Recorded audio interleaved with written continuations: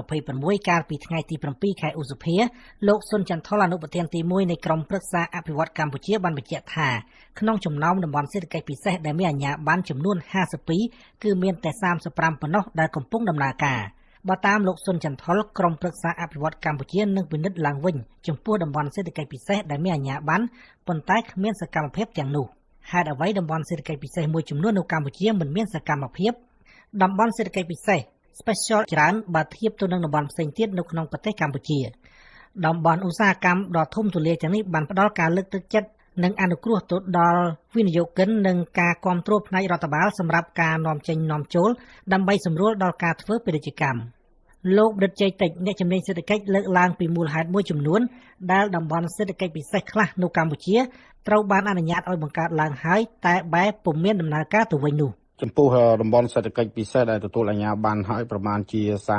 33% ដែលមិនដំណើរការនោះបាទមានមូលហេតុជាច្រើននៅក្នុងនោះយើងឃើញថាការរៀបចំនៅគេហៅថា feasibility study ការសិក្សាអំពីសមត្ថលទ្ធភាពបាទមិនបានល្អក៏ដូចជាការរៀបចំនៅផែនការវិនិយោគមិនបានល្អហើយក៏រួមចំណែកផងដែរពីហានិភ័យដែលកើតឡើងដោយកត្តាខាងក្រៅកត្តាខាងក្នុងបាទក្នុងនោះមានបញ្ហាការផ្ទុះជំងឺរាតត្បាត COVID-19 ការបាត់បង់នៅការអនុគ្រោះពន្ធមួយចំនួនដូចជា EBA Everything But Arms បាទពីសហគមន៍អឺរ៉ុបក៏ដូចជាការដំឡើងឬក៏តកតងទៅនឹងការអនុគ្រោះពន្ធនាំចេញជាដើមហើយក៏ដូចជាពាក់ព័ន្ធទៅនឹងការតាក់ទាញការវិនិយោគបាទនៅតំបន់សេដ្ឋកិច្ចពិសេសទាំងនោះមានកម្រិតផងដែរតាមរយៈការប្រកួតប្រជែងយ៉ាងខ្លាំងពីបណ្ដាប្រទេសជិតខាងហើយមួយយ៉ាងទៀតការបោះទីតាំងនៃតំបន់សេដ្ឋកិច្ចពិសេសមួយចំនួនបាទគឺមិនអំណោយផលដែលវានៅឆ្ងាយអំពីកំពង់ផែអំពីផ្លូវដឹកជញ្ជូននៃខ្សែសង្វាក់នៃការដឹកជញ្ជូនក៏ពាក់ព័ន្ធទៅនឹងបញ្ហាភូមិសាស្ត្រនយោបាយដែលកើតឡើងមិនចេះឈប់ឈរហើយនឹងបន្តកើតឡើងធ្វើឲ្យធម្មពលមានការឡើងថ្លៃដែលប៉ះពាល់ទៅដល់ផលិតកម្មទៅដល់ការដឹកជញ្ជូនហើយក៏ពាក់ព័ន្ធទៅនឹងប៉ះពាល់ទៅដល់ខ្សែសង្វាក់នៃការផ្គត់ផ្គង់ការដឹកជញ្ជូននៅផលិតផលសម្រេចនៅគេហៅថា raw material វត្ថុធាតុដើមក៏ដូចជាខ្សែសង្វាក់នៃការដឹកជញ្ជូនគ្រឿងបង្គុំមួយចំនួនលោកដិតគីស្រីវត្តសេដ្ឋវិទូនិងជាទីប្រឹក្សារដ្ឋាភិបាលកម្ពុជាក៏លើកឡើងដែរថារដ្ឋាភិបាលគួរតែមានវិធានការពីរយ៉ាងចំពោះតំបន់សេដ្ឋកិច្ចពិសេសណាដែលទទួលបានការអនុញ្ញាតឲ្យបង្កើតតែបែរជាពុំមានដំណើរការឡើងវិញនោះចំពោះតំបន់សេដ្ឋកិច្ចពិសេសដែលអត់ដំណើរការនេះមានយន្តការ2យន្តការទី1គេហៅថាយន្តការលើកទឹកចិត្តប្រសិនបើយន្តការលើកទឹកចិត្តហ្នឹងគឺរដ្ឋាភិបាលត្រូវយកចិត្តទុកដាក់ជំរុញទាក់ទាញតំបន់សេដ្ឋកិច្ចពិសេសទាំងឡាយណាដែលមានសក្តានុពលហើយមិនមានដំណើរការហ្នឹងត្រូវផ្ដល់លក្ខខណ្ឌពិសេសណាមួយដើម្បីទាក់ទាញឲ្យវិនិយោគចូលមកបន្ថែមដើម្បីមានដំណើរការហើយលក្ខខណ្ឌទី2គឺអាចនឹងដកអាជ្ញាប័ណ្ណទៅវិញដើម្បីកុំឲ្យឃើញអាជ្ញាប័ណ្ណបានហើយមិនដំណើរការរយៈពេលប្រហែលឆ្នាំអាស្រ័យទៅលើលក្ខខណ្ឌរបស់រដ្ឋាភិបាលកន្លែងនេះខ្ញុំក៏មិនច្បាស់ថារដ្ឋាភិបាលមានលក្ខខណ្ឌប្រហែលឆ្នាំដែលមិនដំណើរការដកវិញបាននោះទេ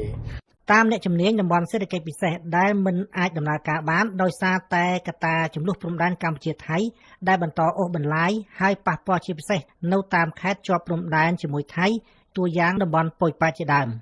លោកដុតជ័យតិចបានផ្ដល់ជាយោបល់ថាដើម្បីធានាថាតំបន់សេដ្ឋកិច្ចពិសេសដែលទទួលបានអាជ្ញាប័ណ្ណហើយអាចដំណើរការទៅបានល្អលុះត្រាតែក្រមប្រឹក្សាអភិវឌ្ឍកម្ពុជាសិក្សាលម្អិតអំពីរបាយការណ៍និងក្រមការរបស់តំបន់សេដ្ឋកិច្ចពិសេសនោះឲ្យបានលម្អិតជាមុននឹងអនុញ្ញាតឲ្យបង្កើតខាង CDC ត្រូវតែសិក្សាលម្អិតបានអំពីរបាយការណ៍សមិទ្ធលទ្ធភាពហើយក៏ដូចជាទទួលពិនិត្យនៅគេហៅថាក្រមការបាទផែនការអភិវឌ្ឍតំបន់សេដ្ឋកិច្ចពិសេសនៅឲ្យបានល្អពាក់ព័ន្ធទៅនឹងទីតាំងពាក់ព័ន្ធទៅនឹងការអភិវឌ្ឍហេដ្ឋារចនាសម្ព័ន្ធហើយជាពិសេសមួយទៀតគឺតកតងសមត្ថភាពរបស់អ្នកអភិវឌ្ឍនោះបាទតើគាត់មានបទពិសោធន៍ទេក្នុងកិច្ចការយ៉ាងនេះហើយតើគាត់មានទុនគ្រប់គ្រាន់ទេក្នុងការវិនិយោគទៅលើតំបន់សេដ្ឋកិច្ចពិសេសនេះហើយក៏សំខាន់ផងដែរគឺសិក្សាជាមុននៅគេហៅថាអនុសារណៈរបស់អ្នកអភិវឌ្ឍនេះក៏ដូចជាកិច្ចសន្យាជាមុនបាទជាមួយនឹងរោងចក្រមួយចំនួនជាពិសេសដែរគឺពាក់ព័ន្ធទៅនឹងដាក់នៅគេហៅថាសញ្ញាណកនៃការត្រួតពិនិត្យនៅពេលដែលបើកឲ្យដំណើរការតំបន់សេដ្ឋកិច្ចពិសេសនោះបើសិនជារយៈពេលនៃការអភិវឌ្ឍធ្វើទៅដោយការគ្រោងទុកទេហើយនៅពេលដែលប្រតិបត្តិការនោះតើមានរោងចក្របាទចំនួនរោងចក្រទៅតាមសញ្ញាណកដែលបានគ្រោងទុកទេមកធ្វើការផលិតកម្មនៅក្នុងទីតាំងនេះហើយបើករណីដែលមិនមានការ